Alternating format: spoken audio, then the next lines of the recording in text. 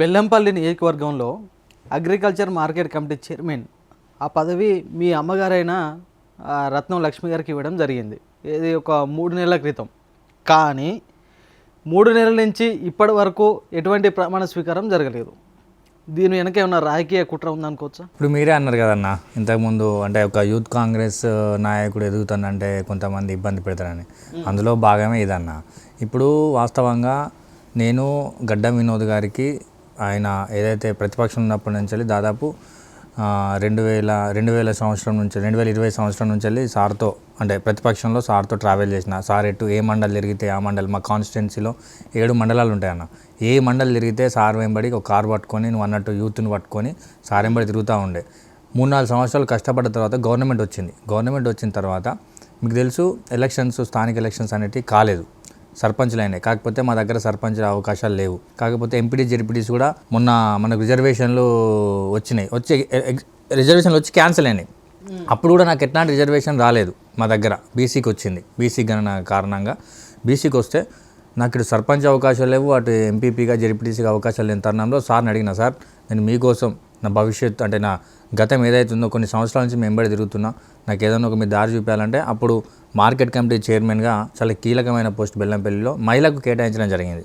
ఆ కేటాయించిన దాన్ని సార్ నాకు ఎట్లా అవకాశం లేదు, మా అమ్మగారికైనా ఇస్తే నాకు ఇచ్చినట్టు ఉంటుందని చెప్పి సార్ని రిక్వెస్ట్ చేస్తే సార్కు నా మీద ఉన్న ప్రేమ, ఆయనకున్న బాధ్యతతో మా అమ్మగారికి కేటాయించడం జరిగింది. వచ్చింది ఆల్రెడీ జీవో కూడా రావడం జరిగింది. కానీ కొంతమంది చేస్తున్న మీరు చెప్పినట్టు ఈ రాజకీయాలు చేయడం వల్ల అది కొంత బ్రేక్ అవ్వడం జరిగింది. కానీ నాకు మా ఎమ్మెల్యే గారి పూర్తి విశ్వాసం ఉంది. ఎందుకంటే ఆయనకు నేనంటే చాలా అభిమానం, ప్రేమ. అంటే ఒక ఇంట్లో మనిషిలాగా చూసుకుంటాను నన్ను. ఖచ్చితంగా మీరు కొద్ది రోజుల్లో ఆ ప్రమాణ స్వీకారం కూడా చూస్తారు, ఖచ్చితంగా మీకు చూపిస్తా.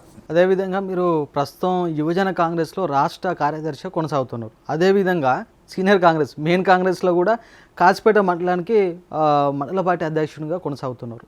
ఇటు సీనియర్ కాంగ్రెస్ మండల పార్టీ అధ్యక్షునిగా, ఇటు యూత్ కాంగ్రెస్ రాష్ట్ర నాయకునిగా ఈ రెండింటిని ఏ విధంగా బ్యాలెన్స్ చేసుకోగలుగుతున్నారు? వాస్తవంగా కొంచెం కష్టమైంది. ఎందుకంటే నాకు 28 ఇయర్స్ ఉన్నప్పుడు కాంగ్రెస్ పార్టీ సీనియర్ కాంగ్రెస్ ప్రెసిడెంట్గా అవకాశం రావడంతో చాలామంది వ్యతిరేకించారు. ఎందుకంటే నా వయసు రీత్యా అది చాలా కీలకమైన బాధ్యత, పెద్ద పోస్ట్.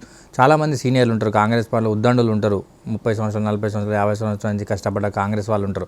అయినా కూడా అప్పుడున్న అంటే నాకు చాలా ఇంట్రెస్ట్, నేను 24/7 పాలిటిక్స్ చేసేవాడిని. నాకు వేరే పనులు ఏం పెట్టుకోకుండా కాబట్టి నా యాక్టివిటీస్ నన్ను చూసి ఎమ్మెల్యే గారు మండల ప్రెసిడెంట్గా నాకు అవకాశం ఇస్తే చాలామంది వ్యతిరేకించాను. కాకపోతే నేను చేసిన కార్యక్రమాలు, నేను అందరినీ కలుపుకపోయే పద్ధతి చూసి మెల్లిమెల్లిగా అందరు సీనియర్లు కూడా నన్ను యాక్సెప్ట్ చేసి ముందుకు వెళ్ళడం జరిగింది. అట్లాగే యూత్ కాంగ్రెస్ అంటే నేను యువకుని కాబట్టి యూత్ కాంగ్రెస్ని బలోపేతం చేయడం నాకు పెద్ద మ్యాటర్ కాదు. ఎందుకంటే యూత్ కాంగ్రెస్లో ఉండి నలుగురికి యువకులకు మాటలు చెప్పి అది చేద్దాం ఇది చేద్దాం అంటే నడుస్తుంది. కానీ సీనియర్ కాంగ్రెస్లో అట్లా నడవదు కదా. కొన్ని అలకలు ఉంటాయి, కొన్ని వింత పోకడలు ఉంటాయి.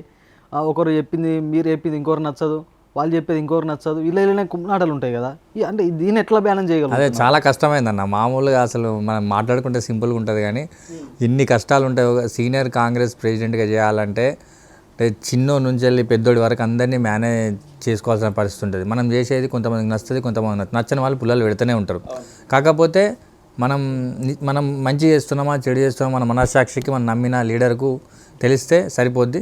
నేను 100% నేను ఎప్పుడు కానీ అవినీతి చేద్దామని ఆలోచించలేను. ఎందుకంటే నేను నాకు అవకాశం చిన్న వయసులో వచ్చింది, చాలామందికి రాదు. దాదాపు మా జిల్లాలో అతి చిన్న మండల ప్రెసిడెంట్గా నాకే అవకాశం వచ్చింది ఈ ఏజ్లో.